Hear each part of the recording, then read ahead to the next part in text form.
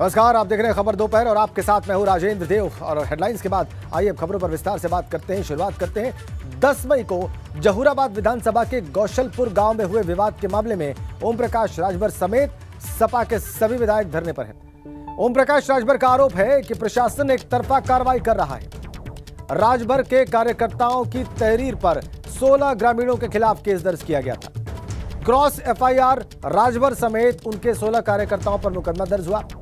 इसके खिलाफ वो धरने पर बैठ गए और इस धरने की अगुवाई राम गोविंद चौधरी कर रहे हैं, जो कि नेता प्रतिपक्ष रहे पिछली 17वीं विधानसभा में। वो इस धरने की अगुवाई कर रहे हैं और धरने पर बैठ गए हैं ओम प्रकाश राजभर। ये देख लीजिए आप तस्वीरें।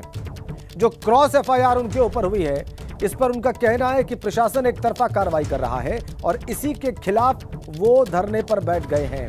10 मई का वाकया है, उस बारे में एबीपी गंगा ने आपको विस्तार से रिपोर्ट किया था।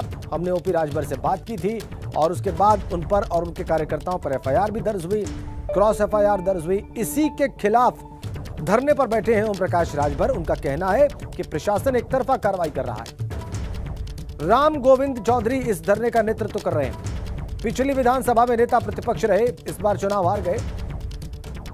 ये घटना 10 मई की है, गौशलपुर गांव की है।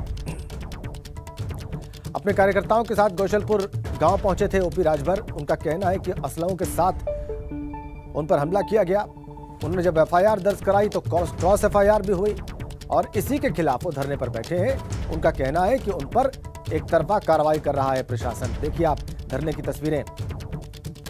राम गोविंद चौधरी लीड कर रहे हैं इस प्रोटेस्ट को, इस धरने को। विवाद के बाद 16 ग्रामीण और 16 सुभाषपा कार्यकर्ताओं पर मामला दर्ज किया गया था। क्रॉस एफआईआर दर्ज की गई थी। दोनों ही तरफ से, दोनों ही पक्षों से एक दूसरे पर एफआईआर दर्ज की गई। ओपी राजभर कह रहे हैं कि उन पर एक तरफा कार्रवाई कर रहा है प्रशासन। बड़ी खबर इस धरने के बारे में, इसमें बैठे नेताओं के बारे में हम और ज्यादा जानकारी इकट्ठी कर रहे हैं।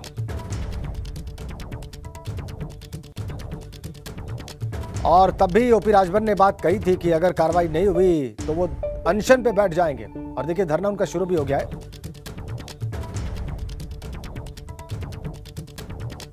एक समाज विशेष पर उन्होंने आरोप लगाया कि वो समाज भाजपा के उकसाने पर कार्रवाई कर रहा है। उस समाज के लोग उनके खिलाफ हमलावर हैं, हिंसक हो रहे हैं। और देखिए विवाद के बाद 16 ग्रामीण और 16 सुभाषपा कार्यकर्ताओं पर एफआईआर हुई, यानी दोनों पक्षों से एफआईआर दर्ज की है। दोनों पक्षों के लोगों पर एफआईआर दर्ज की गई।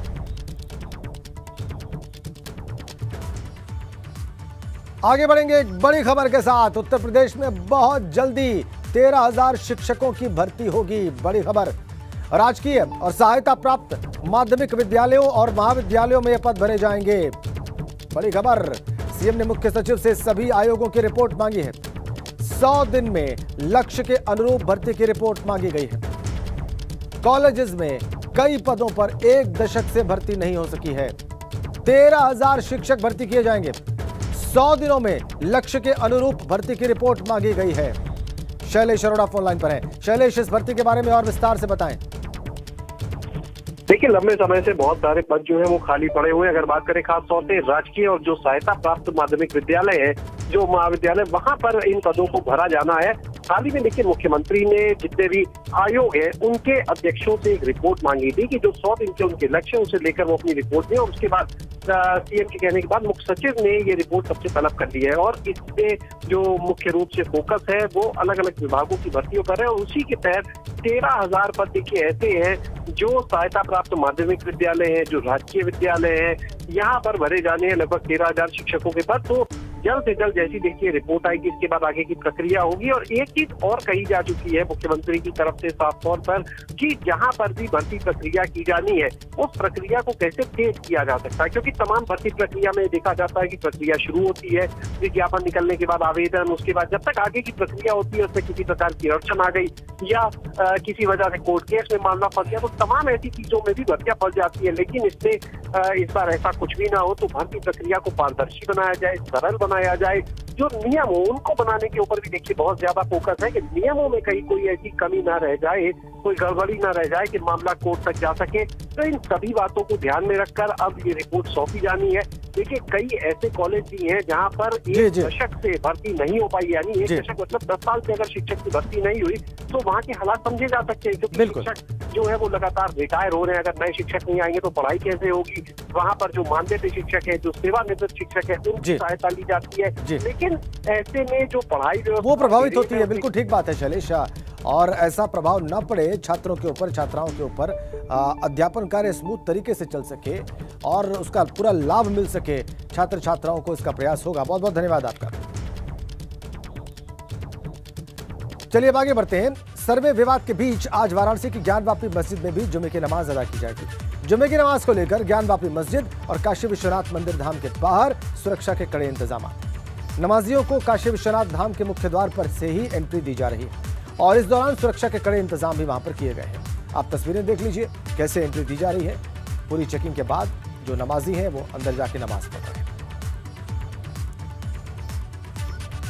मस्जिद के सर्वे का विवाद लगातार तूल पकड़ता जा रहा है। आज ये मामला देश की सबसे बड़ी अदालत यानी सुप्रीम कोर्ट तक पहुंच गया है। आज शुक्रवार का दिन है, ज्ञानवापी मस्जिद में भी जुमे की नमाज पढ़ी जानी है, लिहाजा यहां पर गहमा गहमी कुछ ज़्यादा ही है। नमाज पढ़ने के लिए बड़ी संख्या में नमाजी यहां पर पहुंच रहे हैं, अकीदतमंद आ रहे हैं। दोपहर 1:40 पर इस मस्जिद में खुतबा होगा। दोपहर 2 बजे से जुमे की नमाज अदा की जाएगी। मुल्क में अमन चैन कायम रहे, इसके लिए ख़ास तौर पर दुआ की जाएगी। माहौल कतई ना बिगड़े, इसके लिए दुआ की जाएगी। आज जुमे का दिन है, लिहाजा आप देख सकते हैं कि जो बड़ी संख्या में नमाजी हैं वो इस मस्जिद में पहुंच रहे हैं। जो काशी विश्वनाथ धाम का मुख्य द्वार है वहीं से नमाजियों को एंट्री दी जा रही है। आसपास का जो इलाका है उसे पूरी तरीके से छावनी में तब्दील कर दिया गया है। सुरक्षा के कड़े इंतजाम किए गए हैं, रास्तों को बैरिकेड कर दिया गया है। जो नमाजी हैं वो अंदर जा कर के नमाज पढ़ने की तैयारी में हैं। वैसे तो हर जुमे को यानी शुक्रवार के दिन यहाँ पर नमाज पढ़ने वालों की काफ़ी भीड़ होती है, लेकिन इन दिनों सर्वे का विवाद चल रहा है, मामला ज़्यादा सुर्खियों में है। इसलिए आप देख सकते हैं कि अभी नमाज में कुछ घंटों का वक्त बाकी है, लेकिन उसके बावजूद बड़ी संख्या में जो नमाजी हैं, जो अकीदतमंद हैं, वो मस्जिद की तरफ का रुख कर रहे हैं और बड़ी संख्या में लोग नमाज पढ़ने के लिए जा रहे हैं। तो साफ कहा जा सकता है कि प्रशासन के लिए आज जो है बड़ा दिन है। कानून व्यवस्था बनाए रखने की एक बड़ी चुनौती है। सरकारी अमला खुद को पूरी तरीके से मुस्तैद बता रहा है। हर तरीके के सुरक्षा इंतजाम चौक चौबंद किए जाने का दावा कर रहा है। कैमरामैन रोहित श्रीवास्तव के साथ मोहम्मद मोइन, एबीपी न्यूज़, प्रयागराज। ये थोड़ी देर पहले की रिपोर्ट थी। 2:15 बजे नमाज पढ़ी जानी है और अभी भी भारी तादाद में वहां पर नमाजी पहुंच रहे हैं नमाज पढ़ने के लिए। तो वाराणसी में श्रृंगार गौरी ज्ञानवापी सर्वे को लेकर आज चेतगंज में पक्षकारों के साथ वाराणसी प्रशासन की बैठक हुई और इस बैठक में दोनों पक्षों से शांति सौहार्द के साथ सर्वे कराए जाने की अपील की गई और दोनों पक्षों के लोगों ने इस अपील को स्वीकार करते हुए सौहार्द की सहमति प्रदान की है। और आपको बताएं कि बीते दिनों ज्ञानवापी मामले को लेकर जब सर्वे टीम परिसर में पहुंची थी तब विरोध की स्थिति उत्पन्न हो गई थी। इस बार प्रशासन चुस्त है और किसी भी स्थिति में शांति व्यवस्था से समझौता न करने की बात भी कह रहा है। 12 मई को कोर्ट का एक फैसला आया है जिसमें जो कमीशन की कार्रवाई है वो 8 से 12 तक शुरू कराने के लिए कहा गया है। वो कमीशन की कार्रवाई शनिवार को शुरू होगी। उसी कमीशन की कार्रवाई को लेकर पक्षकारों को बुलाया गया था कि जो कमीशन की कार्रवाई है उसके दौरान सारे कोऑपरेट करें और शहर में शांति व्यवस्था बनाए रखें। उसी की बड़ी सौहार्दपूर्ण मीटिंग हुई है और उसमें शांति का संदेश काफ़ी पक्षकारों के द्वारा प्रसारित भी किया गया है और सभी से यही अपील की गई है कि कोर्ट कमिश्नर की कार्रवाई जो लीगली होनी है उसमें सभी सहयोग प्रदान करें और शहर में कोई सेंसिटिविटी ना हो उसके लिए सभी सहयोग करें। उसका आश्वासन दिया गया है कि सभी पक्षकारों के द्वारा उसको मदद की जाएगी। और ज्ञानवापी सर्वे को लेकर वादी पक्ष के अधिवक्ता आज कागजी प्रक्रिया में जुटे हुए हैं। वादी पक्ष के अधिवक्ता शिवम गौड़ ने कहा है कि सर्वे के लिए तैयारी चल रही है। वहां पर सिविल जज सीनियर डिवीजन के डर के मामले पर उन्होंने कहा कि माहौल इस तरह का बनाया गया है जिससे मामले से जुड़े लोगों के बीच डर पैदा हो गया है। और वहीं सुप्रीम कोर्ट में प्रतिवादी पक्ष के जाने पर उन्होंने कहा कि अभी एप्लीकेशन होल्ड है। श्रृंगार गौरी ज्ञानवापी मामले में सिविल जज सीनियर डिवीजन का आदेश आ चुका है। एक के बजाय 2 कोर्ट कमिश्नर और 1 सहायक की नियुक्ति इस पूरे कमीशन को लेकर की गई है कि वहां पर जाएंगे ये लोग और कमीशन की कार्रवाई को पूरा करेंगे। लेकिन आज का जो दिन है वो कमीशन की कार्रवाई के जो कागजी प्रक्रिया है उनको किया जा रहा है। हमारे साथ शिवम गौड़ जी मौजूद हैं जो हिंदू पक्ष के वादी पक्ष के अधिवक्ता हैं। शिवम जी, आज क्या कर रहे हैं आप? देखिए एजा रेट परवाना जारी के आदेश किए गए हैं न्यायालय द्वारा, तो उसकी जो कार्रवाई है उसको हम सुनिश्चित कराने के लिए आज न्यायालय पहुंच चुके हैं और थोड़ी देर में कार्रवाई पूरी कर दी जाएगी। तो कल से हमारी उम्मीद है कल से हम इसको शुरू करा सकें। कल सुबह 8 बजे कमीशन शुरू करने की हमारी तैयारी है पूरी। जी जी। अच्छा, एक चीज़ जानना चाहेंगे कि जब सिविल जज सीनियर डिवीजन ये आदेश दे रहे थे, उनके आदेश की कॉपी की जो दूसरी पेज की जो बातें हैं उसमें कहीं ना कहीं उनको भी अपनी जान का भय सता रहा है।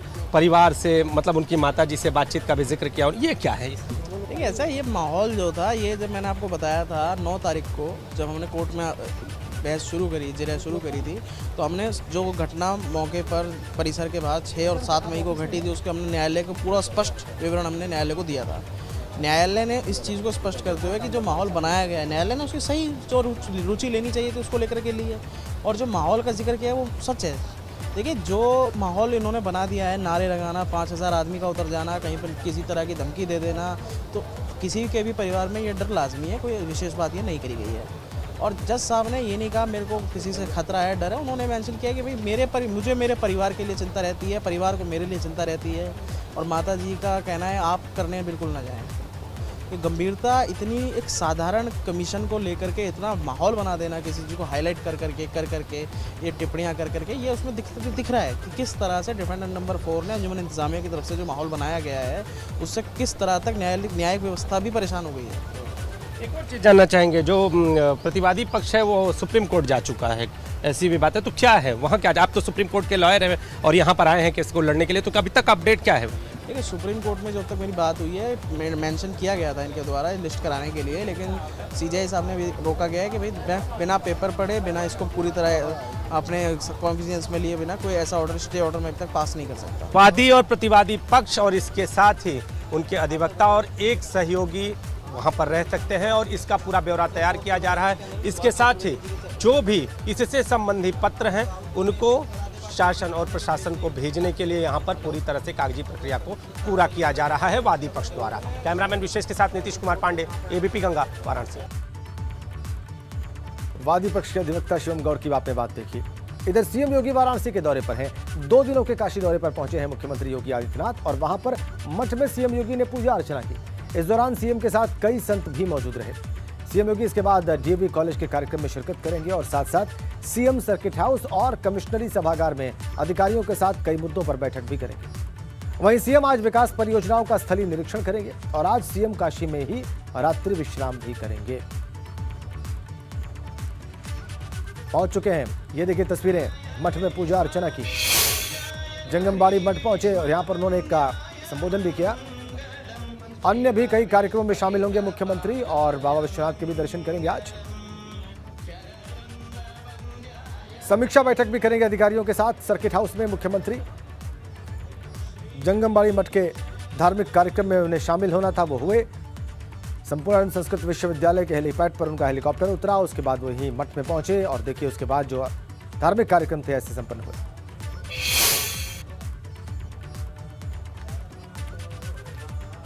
ये मंजिल तक पहुंचने के लिए अलग अलग मार्ग हैं,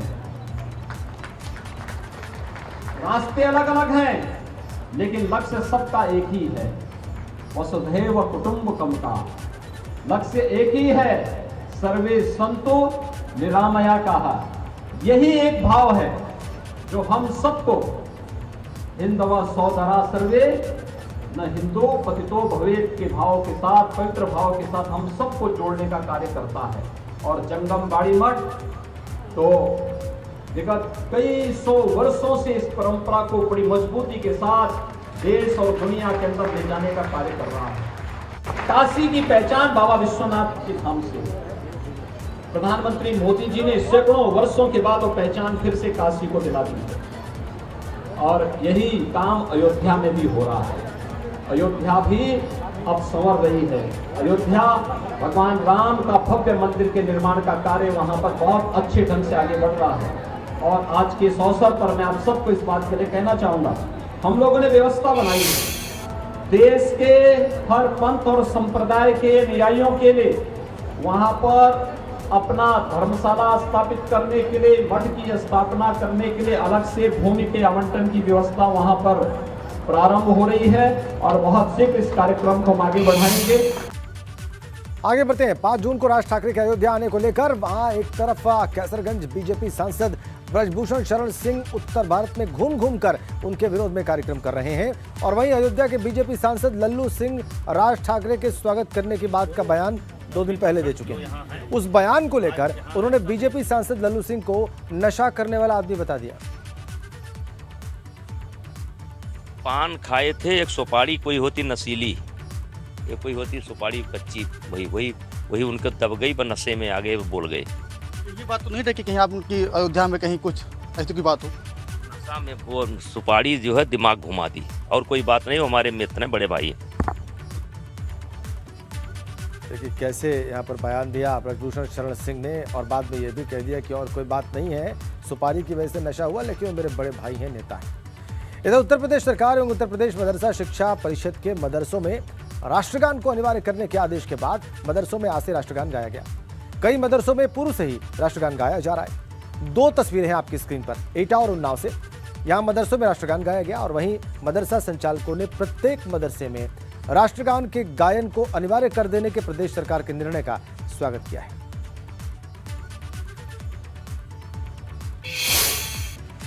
और एक दिन पहले ही यूपी सरकार ने मदरसों में राष्ट्रगान को अनिवार्य करने का आदेश दिया था। इसके बाद एटा में रियलिटी चेक किया गया और रियलिटी चेक में पाया गया कि एटा के मदरसों में नियमित रूप से राष्ट्रगान हो रहा था। इस दौरान फातिमा इस्लामिया मदरसा के प्रिंसिपल ने बताया कि 2001 से ही अनिवार्य रूप से मदरसों में राष्ट्रगान हो रहा है। साथ ही यूपी सरकार के आदेश का भी स्वागत किया है। वहीं बरकातिया इस्लामिया मदरसा के प्रबंधक मोहम्मद इरफान ने बताया कि मदरसे की स्थापना के साथ साथ राष्ट्रगान हो रहा है और सरकार के आदेश का पालन भी हो रहा है। मदरसा शिक्षा परिषद ने उत्तर प्रदेश के प्रत्येक मदरसों में राष्ट्रगान का गायन अनिवार्य कर दिया है। पढ़ाई शुरू होने से पहले अब वहाँ राष्ट्रगान हुआ करेगा, उसके बाद दुआएं पढ़ी जाएंगी, उसके बाद शिक्षण का कार्य प्रारंभ होगा। पहले भी कुछ स्कूलों में राष्ट्रगान होता था, लेकिन अब ये पूरी तरह से अनिवार्य कर दिया है। हमारे बीच हैं इस विद्यालय की प्राचार्य, आइए उनसे बात करते हैं कि जो राष्ट्रगान का गायन अनिवार्य कर दिया है, क्या फ़र्क पड़ेगा, क्या इससे देश प्रेम की भावना जागृत होगी? मैं यास्मीन, यहाँ हमारे यहाँ जब से मदरसा स्थापित हुआ है, जब से हमारे यहाँ राष्ट्रगान होता है और आगे भी होता रहेगा। इससे बच्चों में देशभक्ति बढ़ेगी और बच्चे जानेंगे कि हमारा राष्ट्रगान कौन सा है। अच्छा ये बताइए, आपका ये मदरसा कब स्थापित हुआ? और जैसा आपने कहा कि शुरुआत से ही आप राष्ट्रगान का गायन करा रहे हैं, कब से यहाँ आप राष्ट्रगान नियमित करा रहे हैं? मेरा मदरसा 2001 से स्थापित हुआ है और जभी से मैं यहाँ राष्ट्रगान सुनती आ रही हूँ। जब तो मैं यहाँ प्रिंसिपल नहीं थी, लेकिन तब भी राष्ट्रगान होता था और अब भी होता। खबर दोपहर देख रहे हैं और अब बात करेंगे लव जिहाद से जुड़े एक मामले की। खबर मुरादाबाद से है। वहाँ पर फोन पर हुई बातें मोहब्बत में तब्दील हो गई और फिर धीरे धीरे दोनों में नजदीकियां बढ़ने लगी। मामला मझोला इलाके का है। यहाँ पर एक लड़की और आशु नाम के एक लड़के के साथ लिव इन रिलेशनशिप में रह रही थी। जैसे ही युवती ने लड़के से शादी के लिए कहा तो लड़का उससे दूरी बनाने लगा और लड़की को पता चला कि लड़के का नाम आशु खान है तो उसके होश उड़ गए। लड़की के मुताबिक लड़के ने अपना नाम आशु शर्मा बताकर उससे प्रेम का नाटक किया था। मैंने उससे पूछा कि तुम्हारा क्या नाम है, तो उसने बोला मैं आशु हूँ, यानी कि मैं पंडित हूँ। आशु शर्मा बोल के वो मुझसे मिला था। आंटी जी थी जो मकान मालिक, उनने बोला ये लड़का तो आता जाता है, शादी का सर्टिफिकेट दिखाओ। मैंने उससे शादी के लिए बोला तो वो लड़का ये बोल रहा था कि मैं शादी कर लूँगा। आगे बढ़ते हैं। यूपी में ओवरलोडिंग पर मुख्यमंत्री योगी आदित्यनाथ सख्त दिखाई दे रहे हैं। ओवरलोडिंग पर सीएम ने कार्रवाई के निर्देश दिए हैं। परमिट और अन्य दस्तावेजों की जांच के निर्देश दिए गए हैं मुख्यमंत्री के द्वारा। ये देखिए आप, मुख्यमंत्री कार्यालय के ऑफिशियल ट्विटर हैंडल से क्या ट्वीट हो रहा है। ऐसा देखा जा रहा है कि अनेक अवैध डग्गामार बसें उत्तर प्रदेश की सीमा से होकर विभिन्न राज्यों की ओर जा रही। ये बसें ओवरलोड होती हैं, इनकी स्थिति भी जर्जर होती है। परिवहन विभाग द्वारा विशेष सतर्कता बरतते हुए ऐसी बसों के संचालन को रोका जाए। इनके परमिट सहित अन्य दस्तावेजों की जांच हो। ओवरलोडिंग के विरुद्ध कठोर कार्रवाई की जाए। ये ट्वीट मुख्यमंत्री कार्यालय के ऑफिशियल ट्विटर हैंडल से। कठोर कार्रवाई करने के निर्देश हैं। इससे ओवरलोडिंग के विरुद्ध कठोर कार्रवाई के निर्देश हैं और इसमें बताया गया है कि अनेक अवैध डग्गामार बसें उत्तर प्रदेश की सीमा में प्रवेश कर रही हैं और विभिन्न राज्यों की ओर जा भी रही हैं। ये बसें ओवरलोड होती हैं।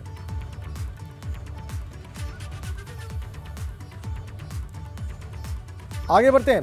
गैंगस्टर यशपाल तोमर की 135 बीघा जमीन कुर्क करने की कार्रवाई पूरी हो चुकी है। मेरठ पुलिस ने ग्रेटर नोएडा में 3 जगहों पर कार्रवाई की है। इस दौरान जमीन कुर्क करने की जो जगह है उस पर प्रशासन की ओर से बोर्ड लगाए गए हैं। ग्रेटर नोएडा के चिट्ठेरा में यह कार्रवाई की गई है। लोगों को डरा धमकाकर इन जमीनों पर कब्जा किया गया था।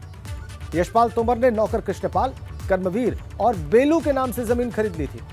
इस दौरान पीड़ित शख्स ने अपनी कहानी बताई और कहा कि उसकी 1 करोड़ 80 लाख की जमीन को यशपाल तोमर ने 12 लाख रुपए में ले लिया। सर, आपका नाम जानना चाहूंगा। मिंटू भाटी है मेरा नाम। मिंटू जी, क्या हुआ था आपके साथ, ये बताइए। हमारे साथ हमारी 670 में ज़मीन थी जो हमारे बाबा के नाम पट्टे हुए थे। तो उसको 2019 में उन्होंने पहले महीने में फरवरी में हम पे दबाव बनाना चालू किया कि ये ज़मीन हमें दे दो, अन्यथा जेल जाने के लिए तैयार हो। हमने कहा कि ये ज़मीन हम नहीं देंगे। उसके बाद हमने 2-3 महीने बाद हमने 2-3 जगह एप्लीकेशन भी दी थी। यहाँ पे सूरजपुर भी दी थी और सूरजपुर कोर्ट में भी हमने एक एप्लीकेशन लगाई थी। हमारी कहीं भी कोई भी सुनवाई नहीं हुई थी।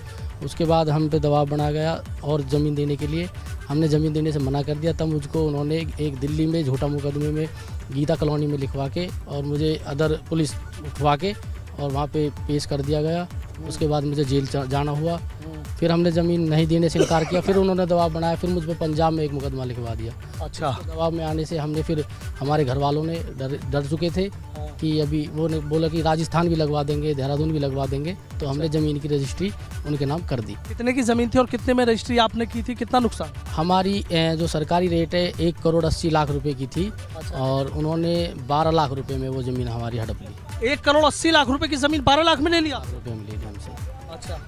तो फिर उसके बाद हमने ज़मीन की रजिस्ट्री कर दी। तो 3 महीने बाद मैं जेल से छूट के घर आया वापसी। और अभी भी मुझ पर तारीख चल रही है मेरी, दिल्ली भी पंजाब भी, जिसमें मुझे हर महीने दिल्ली भी जाना होता है, पंजाब भी जाना होता है।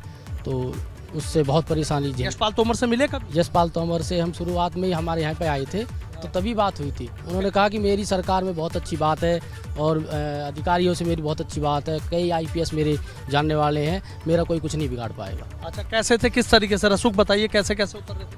वो फॉर्चूनर गाड़ी से आते थे, राइफल पिस्टल वाले 2-3 लोग गेल रहते थे। मतलब पूरी दबंगाई के साथ आते थे। गांव में भी, गांव के कई लोग उनके साथ मिले जुले थे। काफ़ी काम के भी लोग? हाँ, काफ़ी लोग, 3-4 लोग हैं जो उनसे मिले हुए थे। उनके वहाँ पे आके सोते थे, रहना सहना खाना पीना सब उनके साथ ही होता था। उनके साथ देखा आपने, 1 करोड़ 80 लाख रुपए की जो जमीन थी मात्र 12 लाख रुपए में खरीद ली गई। आगे बढ़ेंगे एक बड़ी खबर के साथ। बागपत से इस वक्त हमारे पास है शराब माफिया राजीव की 38 लाख रुपए की संपत्ति कुर्क हो गई है। 11,91,000 कीमत का एक घर और 26,62,000 रुपए कीमत की कृषि भूमि को कुर्क किया गया है। विभिन्न धाराओं में इस पर 23 मुकदमे दर्ज हैं। बड़ौद कोतवाली के बावली गांव की पट्टी मोलू का रहने वाला है शराब माफिया। बड़ी खबर बागपत से। अवैध धन अर्जित कर अवैध संपत्ति अर्जित की गई है, जिसके अंतर्गत ग्राम छतरपुर में 508.75 वर्ग मीटर का प्लाट, ये कीमत 14,75,300